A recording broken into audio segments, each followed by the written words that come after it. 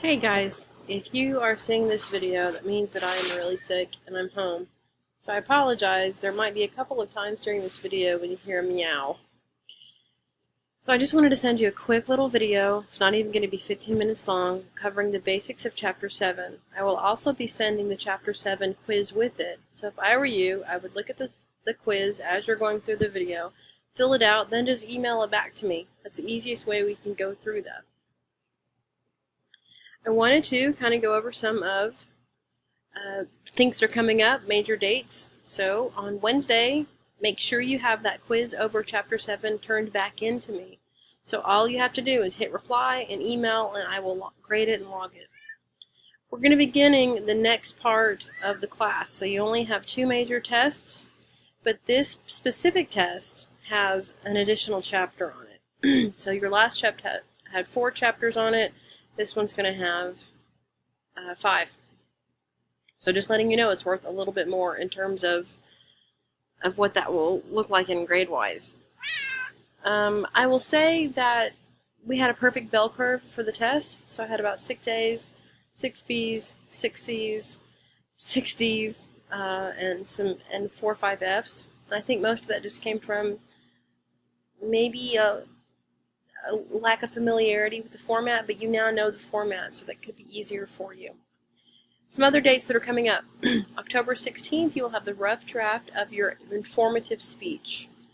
So when you do that, the rough draft, you will include all of the steps that Chapter 7 includes. So you will develop a document that has your goals and your attention getter and your major points and your research and a works cited page. All of that will be included. We'll talk more about that in class. But I'm just letting you know that October 16th, by midnight that night, you have to have your rough draft uploaded to turnitin.com. All that information is available in your syllabus. But again, we'll talk more about that later. On October 25th, that should say October, not March. October 25th, we're going to have a workshop outside of class. So I'm going to be in a conference on October 25th, and I'll send you a video of somebody who's been given a speech, and then you're going to critique it, and we'll do that day. So from here on out, how do you do better on your grade if you'd like to improve your grade? Make sure you do well on your speech, make sure you do well on your quizzes, and make sure you research and study for your test a little bit. Your big speech that's coming up, it's a big one. So we're talking 5 to 7 minutes in class. 5 to 7 minutes is a long time. So we've been doing some impromptu speeches where you have anywhere from 1 minute to 2 minutes to give some information. And a lot of you have said, wow, that seems like a lot of time. So now you're going to have 5 to 7 minutes. And so I think the biggest thing that you're going to be fighting is your nerves. And this chapter even talks about that. So I would practice your speech a lot so that you have that confidence. Make sure you have something to say so you know what the purpose of your speech is before you even sit down to write the speech. So are you informing? Are you persuading? Are you entertaining? I would highly recommend that you you choose just the informative base, because that's the easiest, I think, the easiest form of a speech to give. And you're going to follow the design process. So you need to change the way you look at this. I think most people think of, oh, I have a speech to give, and you need to change that thought process to, I have a speech to give, not I have to give a speech, okay? You're not just talking to your audience. You are there for your audience, and you're giving them a very specific goal, a very specific guideline, and you know that at the end of that 5 to 7 minutes, you have something very clear you want that audience to walk away with. And just make sure that you know that. So an overview of Chapter 7 is going to include all of these elements. You need a general purpose, you need a topic, you need an arrow it, you need a key, you need a specific goal statement, then your thesis statement. You need to analyze your audience, you need to make your research, you organize, you outline. And then you have some sort of visual aid and a delivery style. And now we do this one step at a time. If you take it all at once, I think it becomes a little overwhelming, which is why you have some time before your big informative speeches are due. So before you begin anything, I think you should ask yourself, what's the purpose of this speech? And I'm going to let you choose that, okay? You can inform, you can persuade, or you can entertain. Again, I think it's easiest just to inform, but you may disagree with me. You may think you would like to persuade something. You can combine all three. You can use entertaining elements to inform or persuade, or persuasive elements to inform, but you need to make sure that you have a very clear purpose when you begin this. So what are some examples of what that would look like differently? So let's say if you're telling me what the declawing process is for a cat, that's informative. You're just telling me this is how you declaw a cat. You're not trying to convince me of anything. You're not putting any value judgment on it. You're just saying this is the process. Now, if you wanted to then tell me in informative speech 3 alternatives for declawing, that might be more persuasive because you're trying to explain to me why one is better than the other. So I don't think you should declaw. I think you should do these alternatives. That's persuasive. I'm trying to persuade you to do something.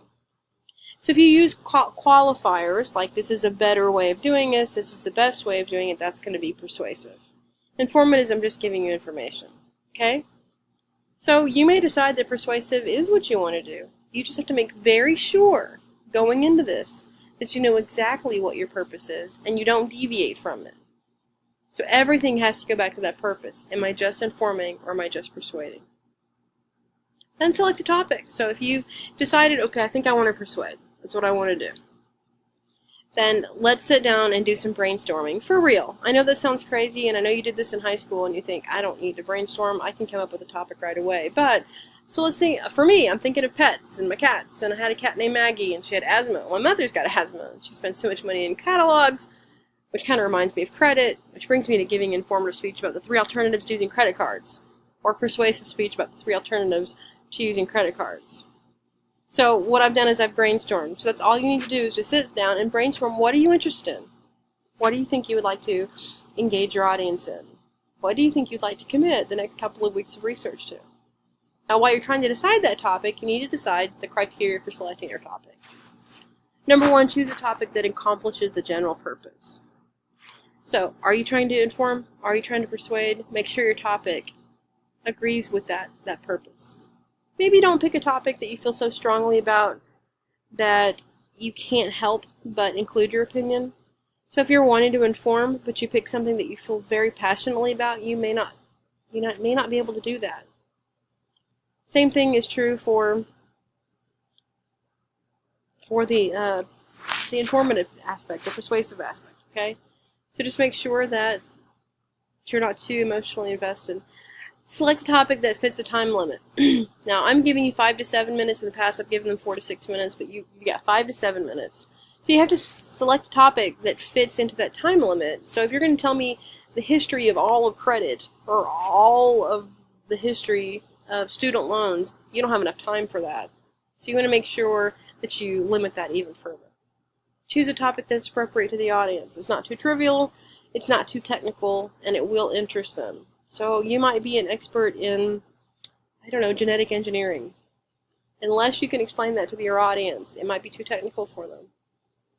Choose a topic that the audience doesn't know so much about, or that they definitely won't agree with. So remember that you're at a Christian liberal arts university. Remember that some of your topics may not agree with that 100%. Choose a topic that does interest you. So what do you read about? What do you do in your spare time? What's your major? Make sure that you have ethos, a sense of credibility, and then you can present it to your audience. So now that you've chosen your purpose and you've chosen your topic, make sure you narrow that topic. So that's your 3rd step. Don't be too broad. The symptoms, causes, and the cures of depression is too broad. You'll end up with just a list of facts. Instead, you want to narrow it. Focus on 3 symptoms, and then you can explain and give examples of those symptoms. For example, I cannot just give you a speech about the Red Hot Chili Peppers. It's way too broad. But I could tell you 3 reasons why Flea is a unique bassist. I can't just give you a speech about swimming. But I could tell you 3 reasons why the butterfly is the most effective stroke. Does that make sense? So make sure you're narrowing your topic. And I know you're thinking to yourself, well, duh. I already know that. But a lot of times in the rough drafts is exactly where the problem comes into play. It's just too broad, and you haven't gone specific enough for you to have a general purpose for your audience. In speeches, 3 is your magical number. So you organize before you assign meaning to it. So chunks of 3, not chucks, excuse me, and 4 are easy to remember. So if you'll notice that a phone number is a chunk of 3 and 4, you remember those phone numbers because we're chunking it. So keep that in mind. 3 is the magic number. Have 3 reasons, 3 symptoms, 3 criteria for once you've narrowed that topic. So if you want to give a speech about the 14 best restaurants in Shawnee, it's too much. It's too broad.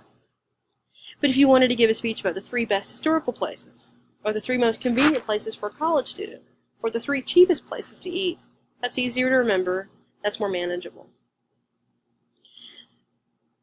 The 4th step in writing a good speech is to find the key. So the key is the organizing feature that describes the similarity among your main points. So it's kind of, it's that one binding element, if you will. So example of a key are steps, aspects, characteristics, parts, areas, whatever ties it together. Okay? So 3 types of medication used to treat depression. The key is the type. You do not want to have 3 unrelated points that are loosely related. Those are not keys. So if someone says, I really want to write a speech, but I want to cover Maroon 5, and I want to talk about their music, Adam Levine, and how he became famous, that's not a key. It's just 3 things sort of kind of related to Maroon 5. But if you wanted to talk about the 3 main band members, the 3 best songs, 3 characteristics of their music, then your keys are members, songs, characteristics. The tighter the speech becomes once that right key is chosen. So this isn't a speech that is everything you ever wanted to know about X, okay? This speech is not the Golden Corral. I don't want a little bit of everything on your plate. I want a very clear and concise reason why you're choosing it. So you'll notice for keys, your book gives you a diagram. You'll notice here, if I'm writing a speech about tomatoes, I might have 3 different speech topics here. How to plant tomatoes, where I have 3 steps. Or 3 different types of tomatoes. I have 3 types. Or the 3 different uses of tomatoes. This is not one speech. This is actually 3 speeches. Okay? Now once you've done that, and you've got your key, now you can write a very specific goal statement. The goal statement is just for you. It's just for you and the design of the speech. Your audience may never even see this goal statement. I'll see it. It'll be in your rough draft, but your audience won't see it. You just write it so you know exactly what you want them to remember or learn from the speech. So you have to tell yourself, after my speech, I want my audience to understand that, there are 3 different drugs that are used to combat depression. There are 3 steps in planting a tomato. There are 3 reasons why Adam Levine became famous. But here's the thing. You cannot use the phrase, I want to tell my audience about, because now it's no longer receiver-oriented. It's about you. And you really want to focus on the audience. So try avoiding those statements saying, today I want to tell you about blah, blah, blah. I would make it a natural and organic statement. The thesis statement may very well be what your audience does here. So your goal statement's in your head, the thesis statement's in writing. And that's nothing different than what you've had in any of your research papers before. It's your central idea. It's not dissimilar to an English thesis. Because you are very much giving you the central idea. The only difference becomes in the channel, because this is spoken versus written, okay? So the thesis statement becomes an extension of that specific goal statement, and it clarifies the 3 items you're going to discuss. So now I'm going to write it. So before, my goal statement was, I would like you to know that there are 3 different types of medication for depression, and then your thesis statement specifies that. So 3 different drugs used to fight depression are Prozac, Zoloft, and Paxil. 3 different types of tomatoes are Roma, beefsteak, and Early Girl. So after you have that, I really feel like your speech is going to fall into place, because now, once you've set up your 3 ideas, you have the organization of your speech. Your transitions will fall into place. And as you begin researching, you only collect information that relates to the goal and the thesis statement. Now, on Wednesday, we're going to regroup, and I'm going to finish this very short little chapter. There's only a couple of more slides. I just wanted to get you thinking about what your topic's going to be. So by Wednesday, it would be a great idea of A, make sure I have your quiz. B, you have in mind what your purpose is going to be. Do you want to inform? Do you want to persuade? And a general idea of what that might look like. Thank you so much, guys, for being patient. You've been amazing. And I will see you on Wednesday for sure.